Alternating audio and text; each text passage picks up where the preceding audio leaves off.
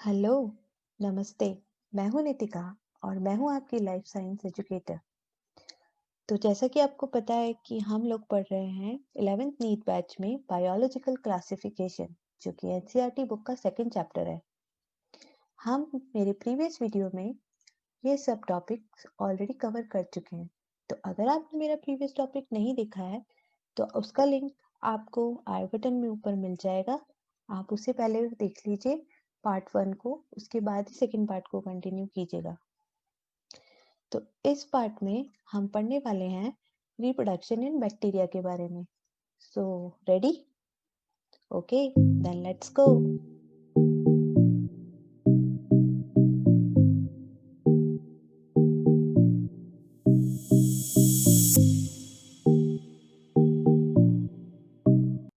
तो इस video lecture में हम बात करने वाले हैं reproduction in bacteria plus phylum protista की।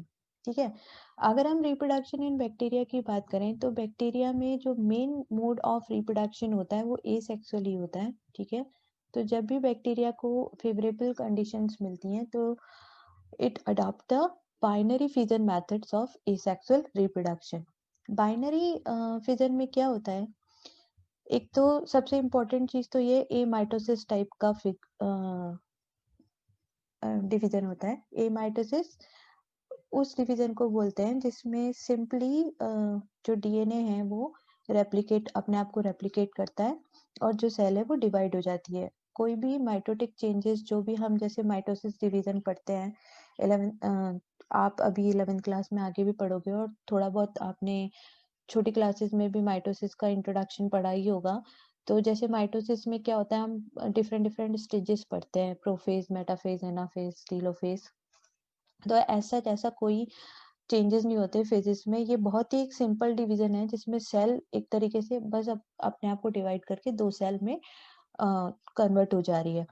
तो क्योंकि बैक्टीरियल सेल बहुत सिंपल सेल होती है और न्यूक्लियस के नाम पे, जीनोम के नाम पे इसके पास सिर्फ एक सिंगल डीएनए का पीस होता है। उसी डीएनए को, सर्कुलर डीएनए को क्रोमोसोम कंसीडर कर लेते हैं।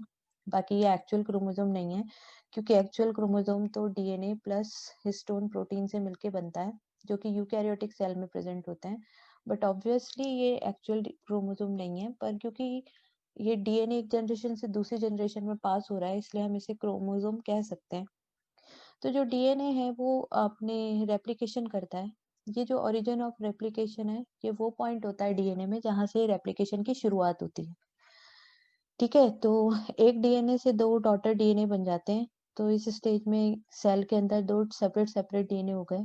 धीरे धीरे सेल जो है एनलार्ज होने लगती है और बीच में कॉन्ट्रेक्टाइल रिंग फॉर्म होने लगती है। ये कॉन्ट्रेक्टाइल रिंग जो है सर्टेन प्रोटीन्स की बनी होती है। जो प्रोटीन्स डिसॉल्व स्टेज में रहते हैं साइटोप्लाज्म में, वो प्रोटीन अक्यूमुलेट होने लगते हैं सेल के चारों तरफ। और ये बिल्कुल उसी तरीके से है जैसे कि अगर आपने एक बलून को देखा होगा, तो बलून के बीच में अगर आप एक रबर बैंड टाई कर दो या एक थ्रेड टाई कर दो, तो जो बलून है बिल्कुल इस तरीके से शेप में आ जाता है। ठीक है, तो इसी तरीके से बैक्टीरियल सेल भी ग्रूव फॉर्म करके और डिवाइड करती है। और फाइनली ये जो ग्रूव एक दूसरे से ये जो ग्रूव के पार्ट है एक दूसरे से मिल जाते हैं और जो सेल है वो अलग अलग हो जाती हैं। और एज अ रिजल्ट दो डॉटर सेल प्रोड्यूस हो जाती हैं। ठीक है, सो ये बाइनरी फिजन कहलाता है। बाइनरी मतलब दो, फिजन मतलब ब्रेक, टूटना। तो क्योंकि जो मदर सेल है वो टू डॉटर सेल्स में टूट रही है, इसलिए इस प्रोसेस को बाइनरी फिजन कहते हैं। ठीक है, और जो बैक्टीरिया है वो फेवरेबल एनवायरमेंटल कंडीशन जब भी उसे मिलती है, ऑप्टिमम फूड, ऑप्टिमम टेम्परेचर, ठीक है, तो इस तरीके की जब उसकी फेवरेबल कंडीशन आती है, एनवायरमेंटल कंडीशन आती है, तो वो जो मेथड अडॉप्ट करता है डिवीजन का, वो कौन सा मेथड है? बाइनरी फिजन मेथड है। ठीक है, इसके अलावा भी एक और एसेक्सुअल रिप्रोडक्शन का मेथड होता है which is endospore formation. So basically ये रिप्रोडक्शन का मेथड ना होके ये बैक्टीरिया को एडवर्स एनवायरमेंटल कंडीशन से एस्केप करने में हेल्प करता है। तो बेसिकली ये बैक्टीरिया को बचाता है जबकि एनवायरमेंटल कंडीशन उसके फेवर में नहीं होती। जब टेम्परेचर बहुत ज्यादा हो जाता है, पीएच बहुत ज्यादा या बहुत कम हो जाता है, ऐसी कंडीशन से बैक्टीरिया को किस तरीके से अपने आप को बचाना पड़ता है, तो वो एंडोस्पोर फॉर्म करता है। तो एंडोस्पोर में क्या होता है, जो डीएनए और जो सेल्यूलर कंटेंट होता है उसके चारों ओर एक काफी अच्छी मोटी सारी सिस्ट सिक्रीट हो जाती है। इस तरीके से ये जो आउटर है ये सिस्ट है, और ये पूरा जो बैक्टीरिया है वो कन्वर्ट हो जाता है एक एंडोस्पोर में, और ये डोरमेंट रहता है जब तक कि फेवरेबल कंडीशन अराइव नहीं हो जाती। और जैसे ही फेवरेबल कंडीशन आती है, अंदर का जो साइटोप्लाज्म है प्लस डीएनए है ब्रेक करके छोटे छोटे स्पोर्स टाइप बना लेता है, छोटे छोटे। और ये जो सिस्ट है ये रप्चर होती है, और सिस्ट रप्चर होती है, और जो स्पोर्स है वो एनवायरनमेंट में फ्री हो जाते हैं। और एनवायरनमेंट में फ्री होने के बाद each spore germinate a new bacteria. तो क्योंकि एक बैक्टीरियल सेल से क्योंकि बहुत सारे बैक्टीरिया जर्मिनेट हो जाते हैं, इसीलिए इस मेथड को हम एक तरीके से एसेक्सुअल मेथड भी कंसीडर कर सकते हैं। उसके बाद अगर सेक्सुअल रिप्रोडक्शन की हम बात करते हैं, तो एक्चुअल में सेक्सुअल रिप्रोडक्शन बैक्टीरिया में नहीं होता, ठीक है। बहुत प्रिमिटिव टाइप का सेक्सुअल रिप्रोडक्शन हम कंसीडर कर सकते हैं, क्योंकि इसमें जेनेटिक रिकॉम्बिनेशन होता है। दो दो जो बैक्टीरियल सेल हैं उनके जो डीएनए है वो रिकॉम्बिनेंट होते हैं, एक दूसरे में मिक्स हो जाते हैं। तो क्योंकि जेनेटिक रिकॉम्बिनेशन हो रहा है, तो हम इसे सेक्सुअल रिप्रोडक्शन बोल सकते हैं। पर ऐसा कुछ नहीं है कि बैक्टीरिया गैमेट प्रोड्यूस करेगा या जाइगोट बनेगा, ऐसा ऐसा ऐसा कुछ नहीं होता। तो ये जो जेनेटिक रिकॉम्बिनेशन के मेथड हैं सेक्सुअल रिप्रोडक्शन के, ये 3 टाइप से होते हैं, इनको कॉन्जुगेशन, ट्रांसफॉर्मेशन या ट्रांसडक्शन। तो ये बहुत ज्यादा ब्रीफ में ना जाकर मैं सिर्फ एक आइडिया दे देती हूँ, क्योंकि ये आपके सिलेबस में है नहीं। तो कॉन्जुगेशन में क्या होता है, अगर आपको याद हो तो मैंने फर्टिलिटी प्लाज्मिड के बारे में बताया था, ठीक है। तो ये अगर सपोज ये 2 बैक्टीरियल सेल हैं, ये पॉजिटिव स्ट्रेन है क्योंकि इसके पास फर्टिलिटी प्लाज्मिड है, और ये नेगेटिव स्ट्रेन है क्योंकि इसके पास कोई प्लाज्मिड नहीं है। तो ये जो पॉजिटिव स्ट्रेन होता है ये एक फर्टिलिटी पिल्लाई बनाता है, कॉन्जुगेशन ट्यूब बनाता है फर्टिलिटी पिल्लाई की हेल्प से। ये फर्टिलिटी पिल्लाई की हेल्प से दूसरे बैक्टीरियल सेल से अटैच हो जाता है, ठीक है, इस तरीके से। और ये जो प्लाज्मिड है अपने आप को रेप्लिकेट करके ये प्लाज्मिड को ट्रांसफर कर देता है नेगेटिव स्ट्रेन की सेल में। और जैसे ये प्लाज्मिड इसमें ट्रांसफर होता है, प्लाज्मिड या फिर मेन जीनोम का कुछ पार्ट अगर इसमें जब ट्रांसफर होता है, उसके बाद ये जो सेल्स हैं दोनों अलग अलग हो जाती हैं। तो एज अ रिजल्ट दोनों बैक्टीरियल सेल अब and eight the end of conjugation दोनों बैक्टीरियल सेल जो है वो पॉजिटिव स्ट्रेन बन जाती है, ठीक है। तो पहले एक पॉजिटिव स्ट्रेन थी, एक नेगेटिव स्ट्रेन थी। सेक्स पिलाई की साथ सेक्स पिलाई की वजह से पॉजिटिव स्ट्रेन ने नेगेटिव स्ट्रेन के साथ एक साइटोप्लाज्मिक कनेक्शन बनाया। उस साइटोप्लाज्मिक कनेक्शन से जो प्लाज्मिड है वो ट्रांसफर हो गया in the negative strain of the bacteria also, and as a result at the end of conjugation जो दोनों बैक्टीरियल सेल है वो पॉजिटिव हो गई, ठीक है। उसके बाद जो नेक्स्ट मेथड है ट्रांसफॉर्मेशन का जो मेथड है वो होता है जबकि कोई बैक्टीरियल सेल एनवायरनमेंट से डीएनए खुद से एब्जॉर्ब कर ले। तो अगर आपने ग्रिफिथ का एक्सपेरिमेंट पढ़ा होगा, नहीं पढ़ा होगा तो आप 12th में पढ़ोगे, अभी 11th में तो नहीं पढ़ोगे। तो उसमें क्या होता है कि जो अगर आपने एक फ्लास्क में डीएनए कुछ डीएनए बैक्टीरियल डीएनए के पीस रखे, प्लस कुछ बैक्टीरिया सेल रखी, तो कुछ घंटे बाद आप ये नोटिस कर सकते हो कि ये जो आपने डीएनए के पीस रखे थे इस बैक्टीरियल सेल ने अपने अंदर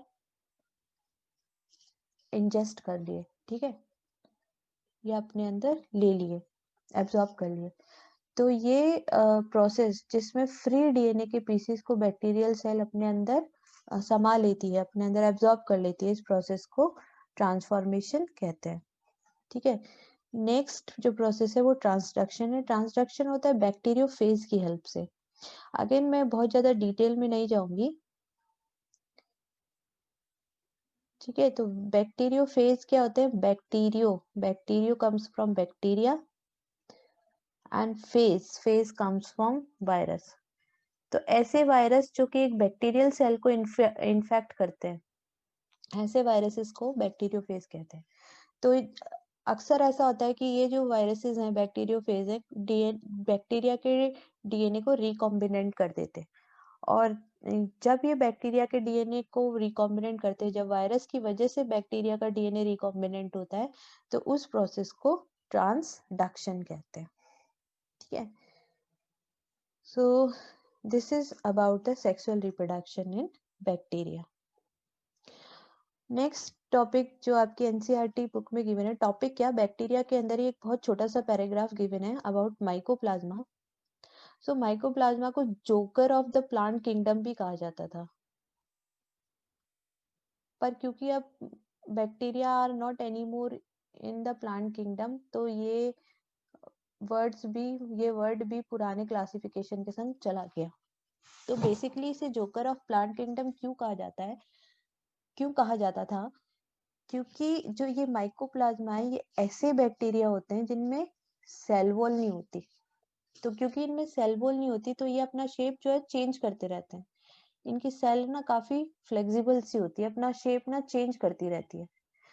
तो इसी वजह से इन्हें जोकर ऑफ प्लांट किंगडम कहा जाता था, जब बैक्टीरिया को प्लांट्स के संग इंक्लूड किया जाता था तब। पर अब क्योंकि बैक्टीरिया मोनेरा किंगडम में इंक्लूडेड है और माइकोप्लाज्मा भी एक मोनेरा है, तो वो जो एनालॉजी दी गई है वो भी खत्म हो गई है। ठीक है, ये इनका जो साइज होता है माइकोप्लाज्मा का, ये काफी छोटे होते हैं। बैक्टीरिया जो एक नॉर्मल बैक्टीरिया सेल होती है उससे भी छोटे होते हैं। 0.2 से 0.3 माइक्रोमीटर इनका डायमीटर होता है। और जैसा कि मैंने यहाँ पे लिख रखा है, they are probably the smallest organism capable of independent growth. तो इंडिपेंडेंट ग्रोथ करने वाले ये स्मॉलेस्ट ऑर्गेनिज्म है। इनसे छोटे फिर वायरस होते हैं जो कि अपने आप ग्रो नहीं कर सकते।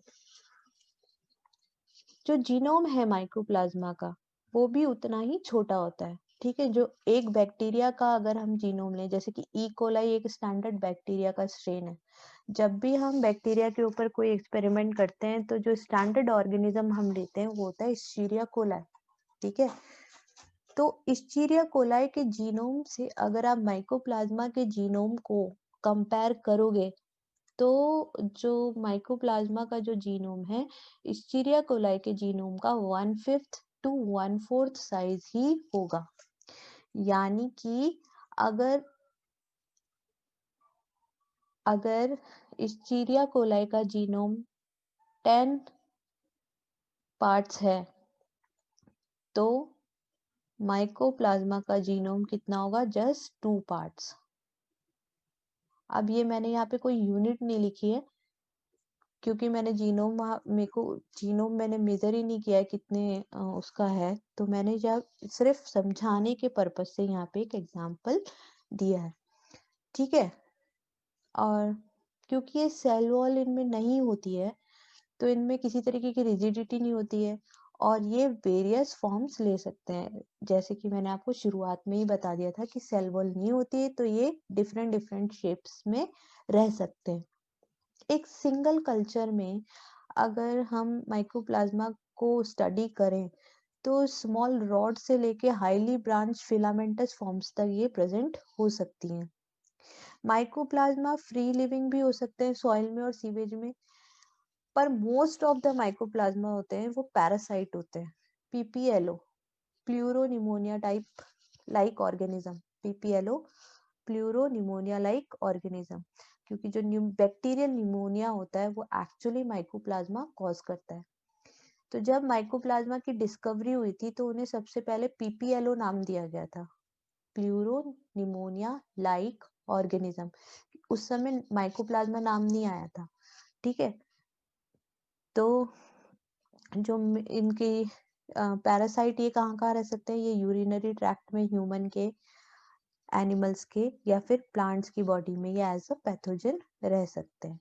सो I hope this all is clear to you.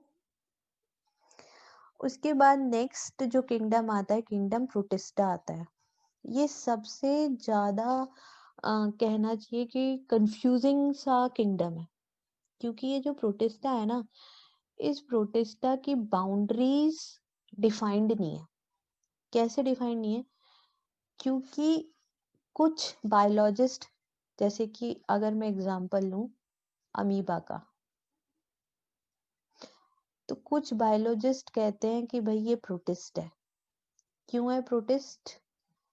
क्योंकि ये सिंगल सेल यूकैरियोटिक ऑर्गेनिज्म है। वहीं दूसरे बायोलॉजिस्ट कहते हैं नहीं, बिल्कुल नहीं, ये एक एनिमल है, protozoa. Protozoa, proto is primitive, zoa is animal. तो ये एनिमल्स के प्रिमिटिव एंसेस्टर्स हैं। ठीक है, अगर मैं दूसरा एग्जांपल ले लूं, जैसे कि मैंने एक एग्जांपल ले लिया स्लाइम मोल्ड का, तो स्लाइम मोल्ड तो एक अपने आप में कंफ्यूजिंग सा क्रिएचर है। कोई बोलता है ये फंगस है, कोई बोलता है ये एनिमल है, कोई बोलता है ना ये फंगस है ना ये एनिमल है, ये तो एक प्रोटिस्ट है। तो अपने आप में ही काफी वंडरफुल सा ऑर्गेनिज्म है ये स्लाइम मोल्ड। तो प्रोटिस्टा के जो ऑर्गेनिजम्स हैं वो इतने उनकी जो बाउंड्रीज है वो बिल्कुल भी क्लियर नहीं है। कोई बायोलॉजिस्ट उन्हें प्रोटिस्टा कंसीडर करता है, तो कोई प्लांट कंसीडर करता है, कोई एनिमल कंसीडर करता है। सो सबसे ज्यादा कंफ्यूजिंग किंगडम जो है वो प्रोटिस्टा किंगडम है। ठीक है, अगर हम प्रोटिस्टा किंगडम के संग स्टार्ट करें, तो हम प्रोटिस्टा किंगडम को पहले दो पार्ट्स में डिवाइड कर लेते हैं, मेनली ऑटोट्रॉफिक। तो वो प्रोटिस्टा के मेंबर्स जो कि अपनी न्यूट्रिशन खुद प्रिपेयर करते हैं, वो ऑटोट्रॉफिक मेंबर्स में आते हैं। और दूसरे होते हैं हेटेरोट्रॉफिक, जो मेंबर्स अपनी न्यूट्रिशन के लिए दूसरे ऑर्गेनिजम्स पे डिपेंड करते हैं, उन्हें हेटेरोट्रॉफिक प्रोटिस्टन कहा जाता है। ठीक है, तो सबसे पहले हम बात करेंगे ऑटोट्रॉफिक प्रोटिस्टा के बारे में। तो ऑटोट्रॉफिक प्रोटिस्टेंस के बारे में जब हम बात करते हैं, तो सबसे पहला जो नाम आपकी एनसीईआरटी बुक में गिवन है, दैट इज क्राइसोफाइट्स। ठीक है, अब ये जो क्राइसोफाइट्स हैं, इन्हें पहले एल्गी के संग रखा गया था, क्योंकि ये एल्गीज ही हैं, यूनिसेल्युलर एल्गीज हैं एक्चुअली। ठीक है, तो एल्गी का जो क्लासिफिकेशन है, काफी सारे क्लासिफिकेशन है, 7-8 क्लासिफिकेशन सिस्टम है, जिसमें से ये वाला जो सिस्टम है जिसमें कि डिवीजन और क्लास में डिवाइडेड रहती हैं, उसमें उस सिस्टम को स्मिथ सिस्टम है, वो स्मिथ सिस्टम है। ये स्मिथ सिस्टम 38 में दिया गया, फिर इसमें थोड़े मॉडिफिकेशन 39 में हुए, और अल्टीमेटली ये 555 में 1955 में अल्टीमेटली पूरी तरीके से मॉडिफाइड होके आ गया। तो इन्होंने जो क्राइसोफाइटा है उसको 3 क्लासेस में डिवाइड किया हुआ है, क्राइसोफाइसी, ज़ेंथोफाइसी, बेसिलिरोफाइसी। क्राइसोफाइसी के जो मेंबर्स होते हैं वो गोल्डन एल्गी कहलाते हैं, जिन्हें डेस्मिड्स भी बोलते हैं। ठीक है, ज़ेंथोफाइसी येलो ग्रीन एल्गी, और बेसिलिरोफाइसी डाइटम। जिसमें से आपकी बुक में जो मेजर पॉइंट मेजर जिस पे ध्यान दिया हुआ है, जो टेक्स्ट लिखा हुआ है जिस कंटेक्स्ट में, वो डाइटम्स के कंटेक्स्ट में लिखा हुआ है। ठीक है, तो ये बेसिकली जो ये क्राइसोफाइट्स होते हैं, ये फ्रेश और मरीन दोनों तरीके के पानी में मिलते हैं। फाइटोप्लैंक्टन, मेनली ये फाइटोप्लैंक्टन बनाते हैं। तो प्लैंक्टन क्या होते हैं? प्लैंक्टन वो प्लांट या एनिमल्स होते हैं जो कि पैसिवली फ्लोट करते रहते हैं along with the water current. तो वो प्लांट या एनिमल जो कि वाटर करंट के संग पैसिवली फ्लोट करते हैं, उन्हें प्लैंक्टन बोलते हैं। ठीक है, सो ये प्लैंक्टन दो टाइप के होते हैं, जू प्लैंक्टन और फाइटोप्लैंक्टन। तो जो प्लांट किंगडम के जो ऑर्गेनिजम्स प्लैंक्टन बनाते हैं या पैसिवली फ्लो करते हैं on the surface of water, उन्हें फाइटोप्लैंक्टन कहते हैं। ठीक है, डाइटम्स जो हैं वो ओशन के चीफ प्रोड्यूसर्स हैं। अगर आप पूरी अर्थ के ग्रीन प्लांट, रेन फॉरेस्ट के ग्रीन प्लांट का देखो, पूरा नेट प्रोडक्शन, ग्रॉस प्रोडक्शन देखो, और सिर्फ डाइटम्स का नेट प्रोडक्शन, ग्रॉस प्रोडक्शन देखो, तो दोनों का में ज्यादा आपको डिफरेंस नहीं मिलेगा। तो जो मरीन लाइफ है वहां के लिए जो मेन प्रोड्यूसर्स होते हैं वो डाइटम्स होते हैं। डाइटम्स को ऑर्नामेंट ऑफ ओशन भी कहा जाता है। ऑर्नामेंट ऑफ ओशन क्यों कहा जाता है? क्योंकि डाइटम्स का ना एक यूनिक सा फीचर होता है। डाइटम की अगर आप यहाँ पे देखो, ये किस तरीके की सेल है, तो इस तरीके से दो ओवरलैपिंग सेल वॉल होती है डाइटम्स की। और ये जो ओवरलैपिंग सेल वॉल होती है ये ओपेलाइन सिलिका के पॉलीमर से बनती हैं। ये है ओपेलाइन सिलिका। तो ओपेलाइन सिलिका के पॉलीमर से बनती हैं, ठीक है। और ये डाइटम्स ना डिफरेंट डिफरेंट शेप्स में मिलते हैं। ये देखो आप, कितने सारे शेप्स के डाइटम्स यहाँ पे मैंने दूसरे सर्कल में लगा रखे। तो ये इतने इतने अलग अलग टाइप्स के डाइटम मिलते हैं। तो ये एक तरीके से ऐसा लगता है कि जैसे अलग अलग जूल्स बिखरे पड़े हैं ओशन में।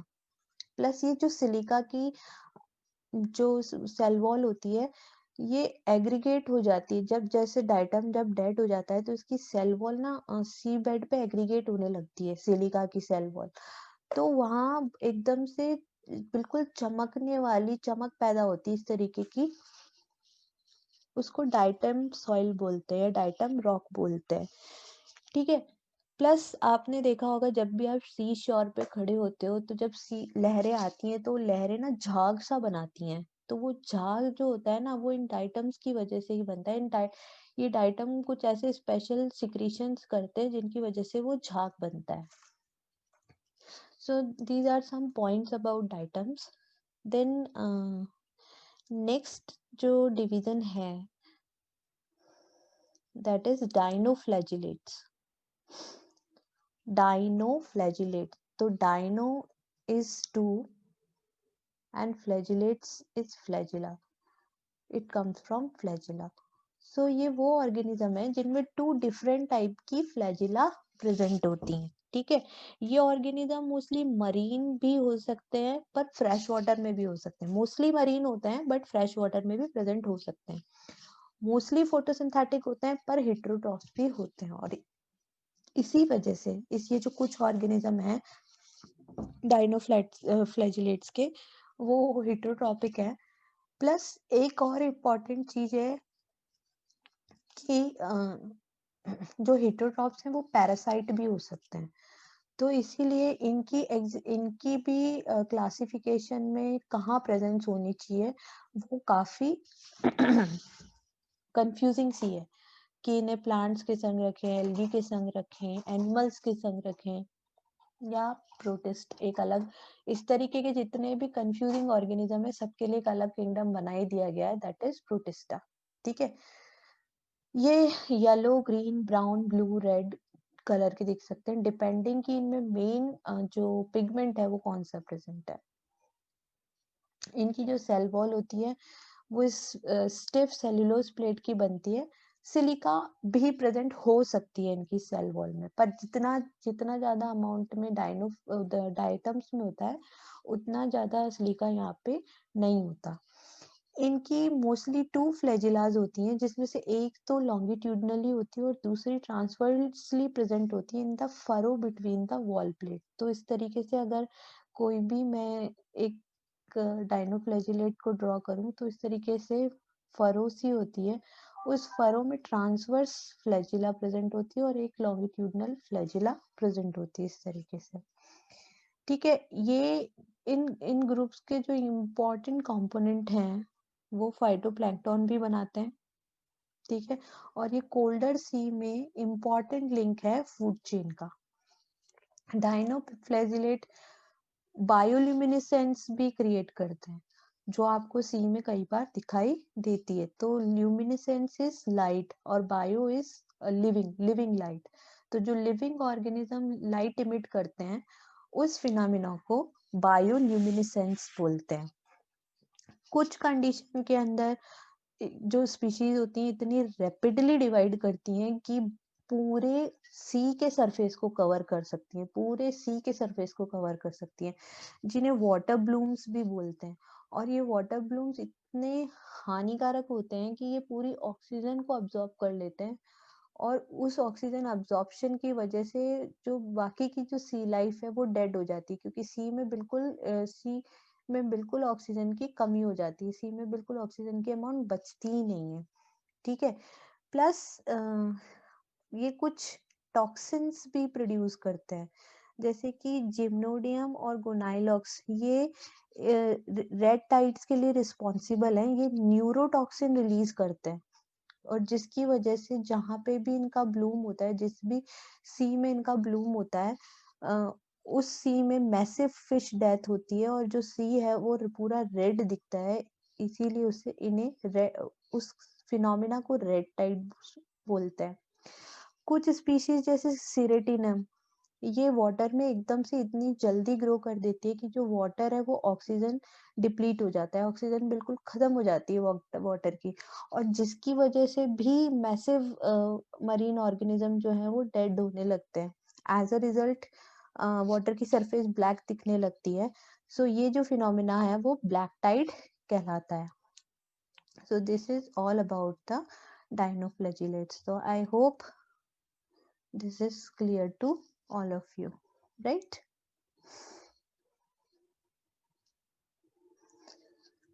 उसके बाद आते हैं यूग्लिनॉइड। तो यूग्लिनॉइड वो ऑर्गेनिज्म होते हैं जो कि depending upon the presence of sunlight autotrophic या हिट्रोट्रॉफिक हो सकते हैं, बोथ ऑटोट्रॉफिक या हिट्रोट्रॉफिक। ठीक है, तो अगर इन्हें सनलाइट मिल गई तो ये ऑटोट्रॉफिक हो जाएंगे, अगर इन्हें सनलाइट नहीं मिली तो ये हिट्रोट्रॉफिक हो जाएंगे। ठीक है, ये मोस्टली स्टेगनेंट वाटर में मिलते हैं, और पल्यूटेड वाटर में ये बहुत ज्यादा मिलते हैं। ठीक है, तो एक तरीके से ये इंडिकेशन है पॉल्यूटेड वाटर का कि जहाँ यूग्लिनॉइड ऑर्गेनिज्म ज्यादा ग्रो कर रहे हैं, दैट मीन्स वो वाटर बहुत ज्यादा पॉल्यूटेड है। सेल वॉल नहीं होती इनमें, सेल वॉल की जगह प्रोटीन रिच लेयर प्रेजेंट होती है जिसे पेलिकल कहते हैं, और इसकी वजह से जो बॉडी है ना काफी फ्लेक्सिबल रहती है। तो ये एक और रीजन है कि इनकी पोजीशन भी कंफ्यूज्ड है कि ये क्या यूग्लिनॉइड जो है वो क्या है, एल्गी है, प्रोटिस्ट है, या एनिमल है। ठीक है, ये इनके पास भी दो फ्लैजिला होती है, एक शॉर्ट एक लॉन्ग। तो अगर आप इस डायग्राम में देखो, ठीक है, तो अगर आप इस डायग्राम में देखो, मैंने इसे एनलार्ज किया है, तो ये लॉन्ग फ्लैजिला है, और ये अंदर एक छोटी सी शॉर्ट फ्लैजिला है। ठीक है, तो इनमें भी दो टाइप की फ्लैजिला होती है। जो शॉर्ट फ्लैजिला होती है वो लॉन्ग फ्लैजिला के बेस पे ही प्रेजेंट होती है।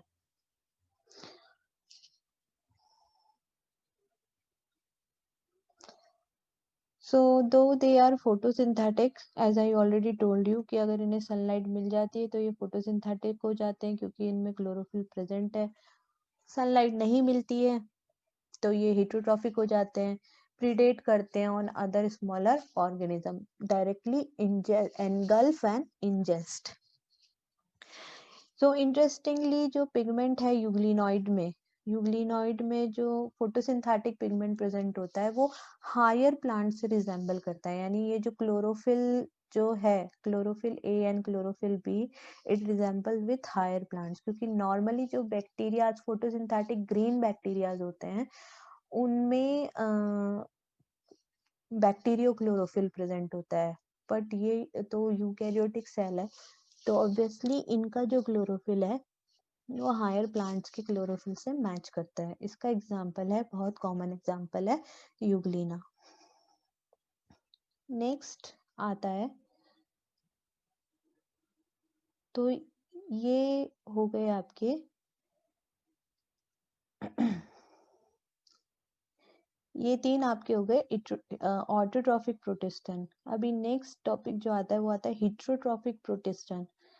तो हिट्रोट्रॉफिक प्रोटिस्टन भी दो टाइप के होते हैं, फंगस लाइक या एनिमल लाइक। तो जो फंगस लाइक होते हैं, मोल्ड्स होते हैं बेसिकली, ऊमाइकोटा जिसे वाटर मोल्ड बोलते हैं, मिक्सोमाइकोटा जिसे स्लाइम मोल्ड, प्लाज्मोडियल स्लाइम मोल्ड बोलते हैं, और डिक्टायोस्टीलोमाइकोटा जिसे सेल्यूलर स्लाइम मोल्ड बोलते हैं।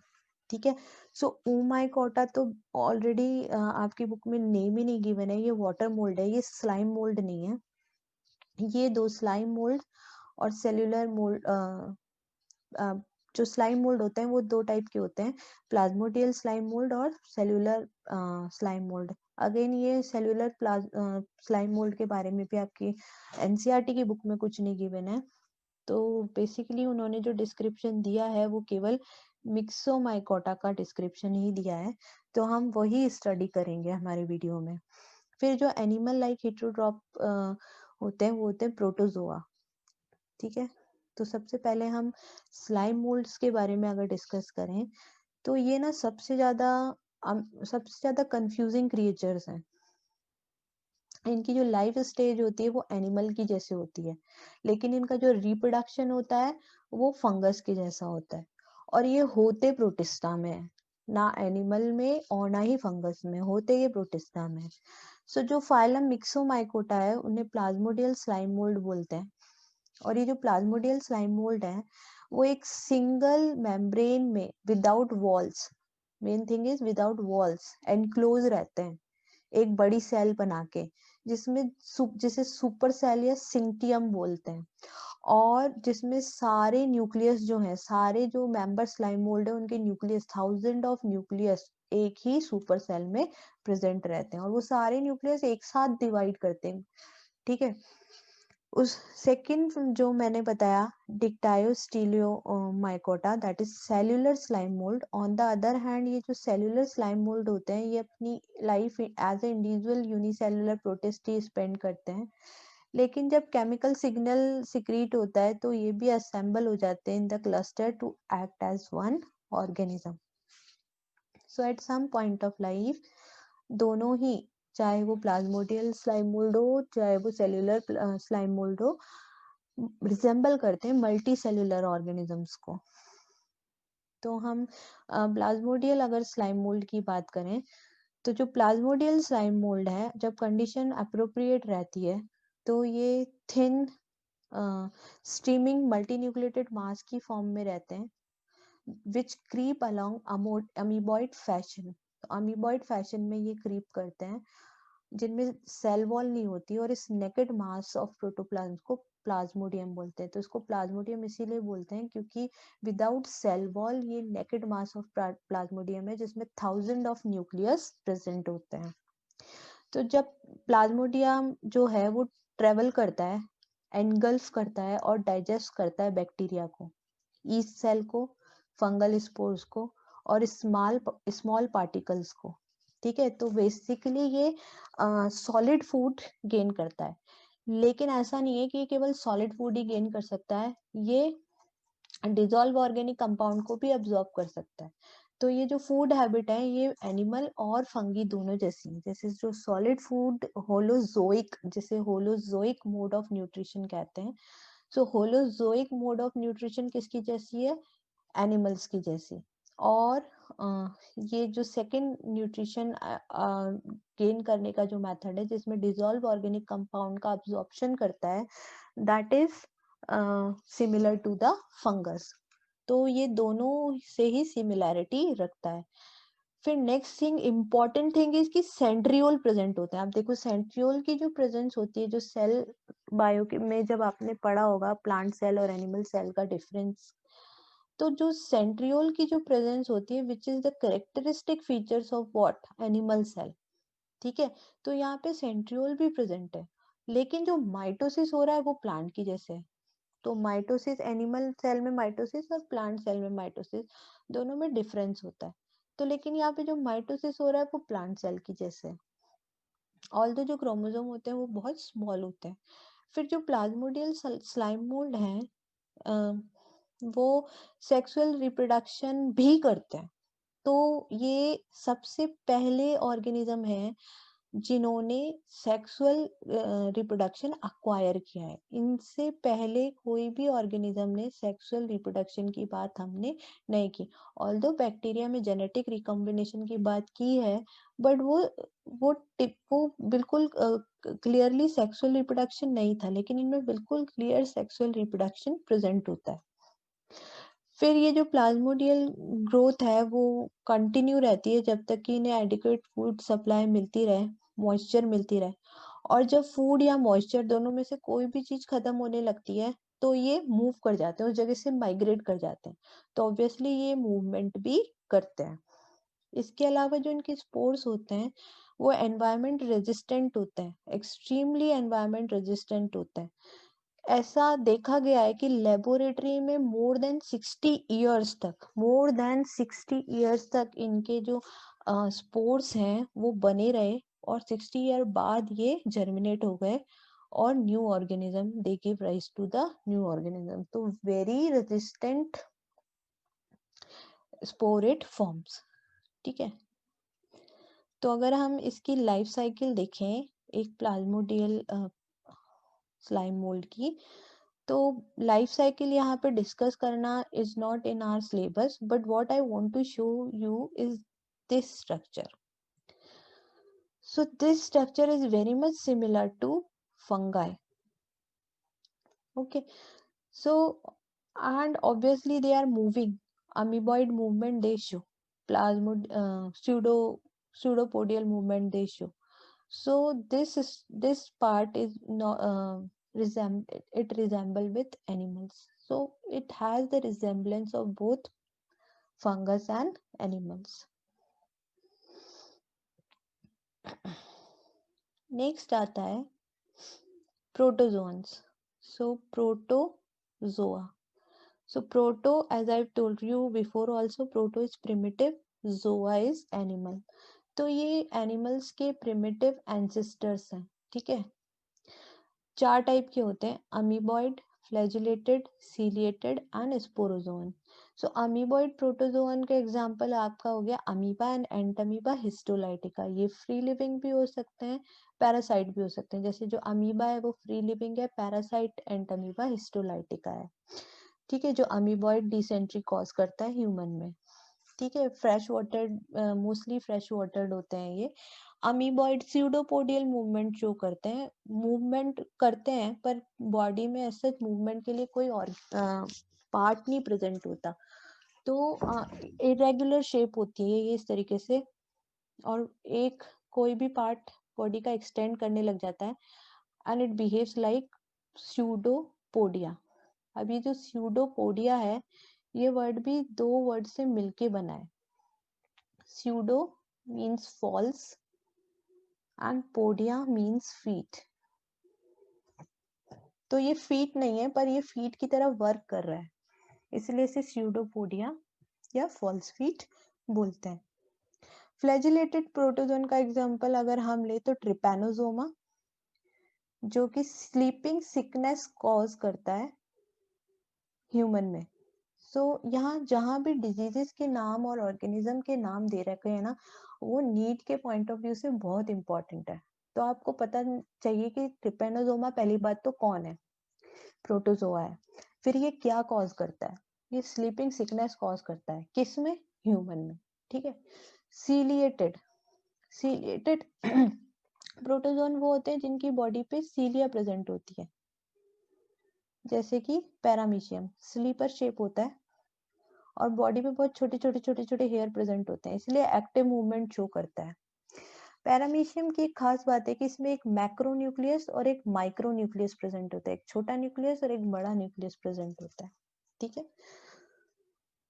पैरामीशियम की ये जो सीलिया प्रेजेंट है ये एक्टिव मूवमेंट की हेल्प से वाटर को, फूड लेडन वाटर को इसकी ग्रूव के अंदर डायरेक्ट कर देती है, जिसे गलेट बोलते हैं. और वहां पे अंदर ये एंडो वेजिकल के थ्रू एंडोसाइटोस्ट हो जाती है. देन स्पोरोजोन वो प्रोटोजोआ है जो अपनी लाइफ की किसी ना किसी स्टेज पे स्पोर्स प्रोड्यूस करते हैं, स्पोर्स. ठीक है, तो उन्हें स्पोरोजोन्स बोलते हैं. एग्जाम्पल है इसका Plasmodium, malarial parasite, again one name Plasmodium, बहुत इंपॉर्टेंट नेम है.